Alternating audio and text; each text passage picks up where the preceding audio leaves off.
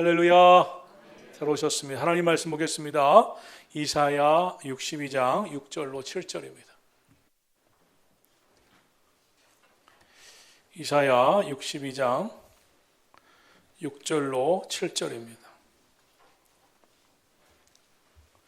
제가 한 절 읽고 여러분 한 절 읽고 합독해서 제가 읽고 여러분 교독하겠습니다. 예루살렘이여, 내가 너의 성벽 위에 파수꾼을 세우고 그들로 하여금 주야로 계속 잠잠하지 않게 하였느니라. 너희 여호와로 기억하시게 하는 자들아, 너희는 쉬지 말며 또 여호와께서 예루살렘을 세워 세상에서 찬송을 받게 하시기까지 그로 쉬지 못하시게 하라. 아멘. 할렐루야. 고맙습니다. 감사합니다. 하나님께서는 기도를 통해서 일하기를 기뻐하십니다. 하나님은 우리의 기도를 귀찮아하시는 법이 없으신 분이십니다. 우리가 기도할 때 그 기도를 들으시고 우리 삶에 역사하고 일하고 계십니다. 오늘 주신 말씀에서는 성벽에 파수꾼을 세워라. 그로 하여금 주야로 밤낮으로 경계하고 잠잠하지 않게 하라. 주야로 지키게 하라. 그리고 너희는 하나님께서 기억하시도록, 하나님께서 너희의 기도를 밤낮 들으시도록 하나님이 기억하시는 자가 되라고 말씀하고 있습니다. 유명한 설교가 찰스 스펄전 목사님은 10년 염려하는 것보다 10분 기도하는 게 낫다고 했습니다.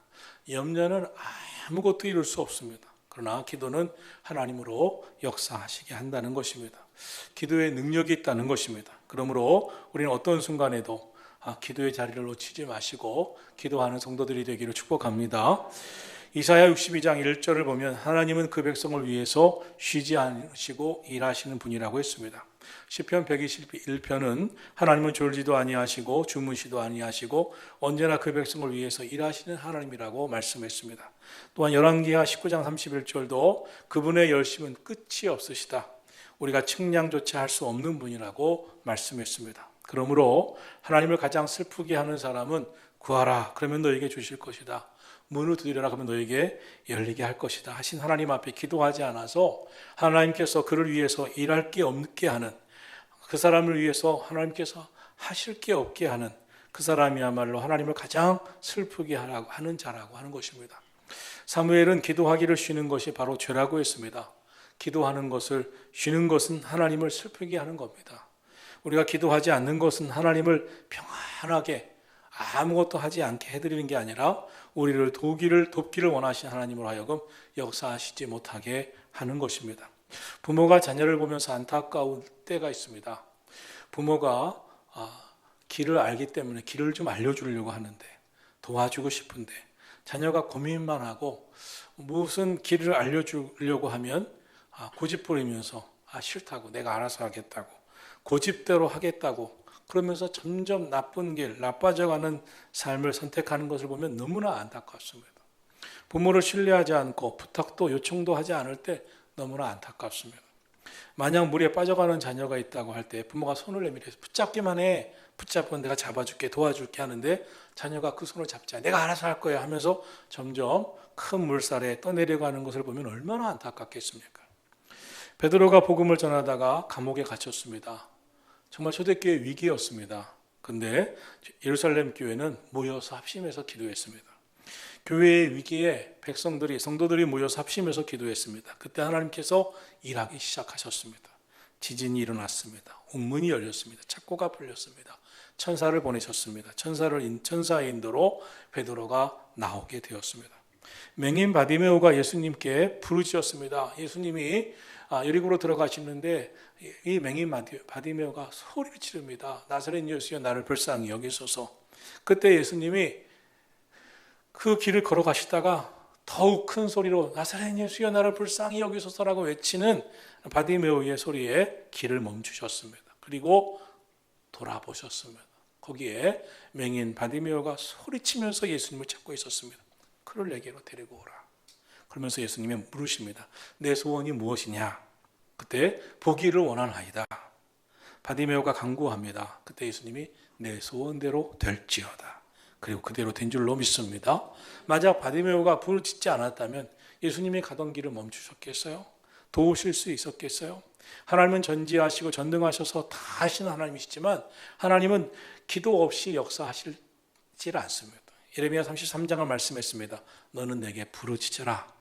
그리하면 내가 내게 응답하겠고 내가 알지 못하는 크고 은밀한 일을 내게 보이리라. 예수님은 마가복음 9장에서 이렇게 말씀하셨습니다. 기도 외에는 이런 유가 나갈 수가 없느니라. 기도하지 않으면 이런 능력이 나갈 수가 없느니라. 하늘나라 영적 원리는 기도해야 역사하신다는 것이라고 말씀하신 줄로 믿습니다. 여러분, 오늘도 하나님께서 역사하시도록 아주 간절히 또 부르짖고 구체적으로 간구하기를 축원합니다. 주님, 오늘도 무너진 가정, 질병으로 고통받는 영혼, 상처받은 심령을 돕기를 원하십니다. 구원받지 못한 영혼들, 방황하는 영혼들을 위해서 일하기를 원하십니다. 사업 때문에 고민하는 가정들, 자녀 때문에 안타까워하는 가정들, 병들어 신음하는 이들을 돕기를 원하십니다. 성도는 기도의 손을 높이 들어야 합니다. 부르짖고 기도해야 됩니다. 그러면 애타게 우리를 기다리신 하나님 아버지는 성도들의 기도를 들으시고 도우시고 역사하실 줄로 믿습니다. 오늘 본문을 보면 하나님께서 두 가지 직분을 주셨다고 말씀하고 있습니다. 첫째는 이사야 62장 6절 파수꾼입니다. 예루살렘이여 내가 너의 성벽 위에 파수꾼을 세우고 그들로 하여금 주야로 계속 잠잠하지 않게 하였느니라. 파수꾼을 세우셨답니다. 하나님께서는 우리를 이 시대를 깨우는 영적 파수꾼이 되기를 원하시는 것입니다. 파수꾼은 요즘 말로 말하면 보초서는 군인입니다. 보초병입니다. 전쟁이 나면 성이 있는 도시마다 성벽 위에 파수꾼을 세웁니다. 보초를 세우는 겁니다. 적이 쳐들어오는지 안 쳐들어오는지 어떤 상황인지 지켜봅니다. 파수꾼은 그 보초서는 자리를 꼭 지켜야 됩니다. 그리고 졸지 말아야 합니다.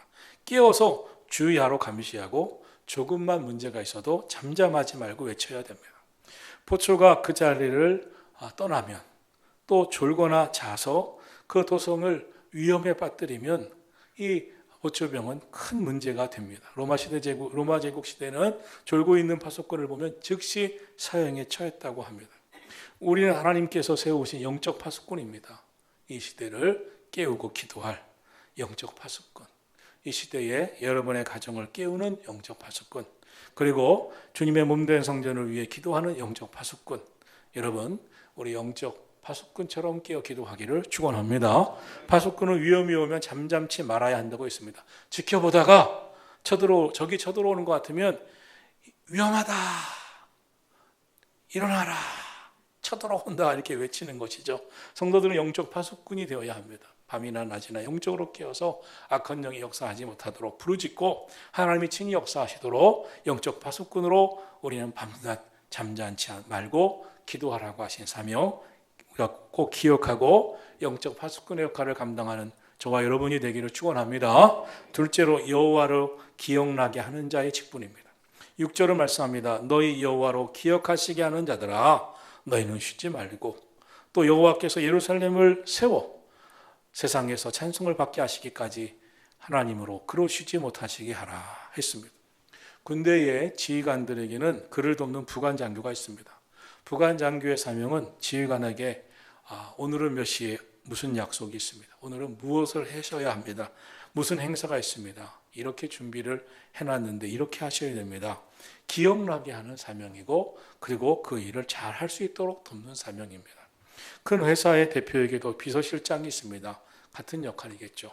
고대 동방 국가들의 왕들에게도 이런 직분을 맡은 자들이 있었는데 그들에게 그 이름을 붙여준 것이 기억나게 하는 자였습니다. 그래서 오늘 성경에서 선지자 이사야를 통해서 하나님은 그 시대에 알고 있는 용어, 기억나게 하는 자라는 용어를 마치 성도들에게 기도하는 영적 파수꾼인 성도들에게 붙여서 하나님으로 하여금 기억나게 하는 자의 사명을 감당하라고 말씀하고 있는 것입니다. 이사야 43장 26절에서 보면 하나님께서는 너는 나에게 기억이 나게 하라고 말씀하셨습니다. 하나님이 약속하신 것을 잊어버리기 때문에 기억나게 하는 자가 기억나게 하라 하신 것은 아닙니다. 하나님은 모든 약속을 잊어버리시는 분이 절대 아니십니다. 그러나 기억나게 하는 자, 하나님이 고대의 왕들에게 황제들에게 무슨 약속을 하셨는지 오늘은 무슨 일을 하셔야 되는지 이 왕으로 하여금 기억나게 하는 자의 사명이 있듯이 오늘 우리 성도들에게는 하나님 앞에 그만큼 부르짖고 간절히 외치고 하나님 앞에 간절히 기도하고 하나님이 친히 역사하시도록 하나님이 기억나게 하는 자라고 하는 그 역할을 너에게 주셨다고 말씀하고 있는 것입니다. 그러므로 성도는 나는 파수꾼이지. 그리고 부관장교처럼 나는 여호와로 기억나게 하는 자라는 직분을 받았지. 이것은 역할은 같습니다. 깨어서 기도하는 것입니다. 오늘 저와 여러분이 하나님 앞에 하나님이 우리 가정을 도우셔야 됩니다. 하나님, 우리 가정이 약한 영이 역사하지 아니하도록 주님 도와주셔야 됩니다. 영적 파수꾼이 되고 하나님으로 기억나게 하는 자 되어서 부르짖고 기도하는 사명 감당하기를 축원합니다. 그럼 어떤 사명을 주셨습니까? 첫째는 너희는 쉬지 말라 그랬어요. 6절 후반절에 보면 너희는 쉬지 말며. 데살로니가전서 5장 17절은 뭐라고 말씀했습니까?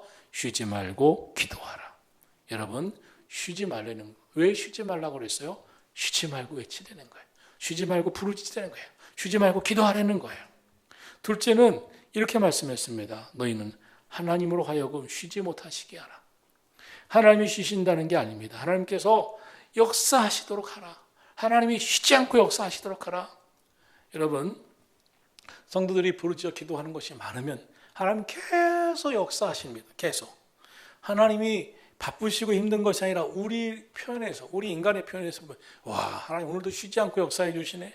오늘도 아주 우리의 기도를 다 응답해 주시네. 그런 마음을 들도록 이렇게 표현한 겁니다. 성도는 어려워도 이 직분을 잘 감당해야 됩니다. 파수꾼처럼 여호와로 기억나게 하는 직분을 가진 자처럼 늘 쉬지 말고 깨어서 기도하고 하나님이 친히 역사하시도록 사명 감당하는 저와 여러분이 되기를 예수님의 이름으로 축원합니다. 여러분, 간절히 부르짖어 기도하는 저와 여러분이 되어서 하나님으로 기억하게 하시고 쉬지 않고 역사하게 하시는 우리 모두가 되기를 예수님의 이름으로 축원합니다. 오늘 우리 심령마다 영적 기도의 불을 크게 피워서 기도하는 교회, 기도하는 성도의 사명을 감당하고 기도하는 가정, 간절히 부르짖는 성도의 사명을 감당해서 여러분의 가정이 하나님의 큰 은혜와 복이 있는 복된 가정들이 되시기를 예수님의 이름으로 축원합니다.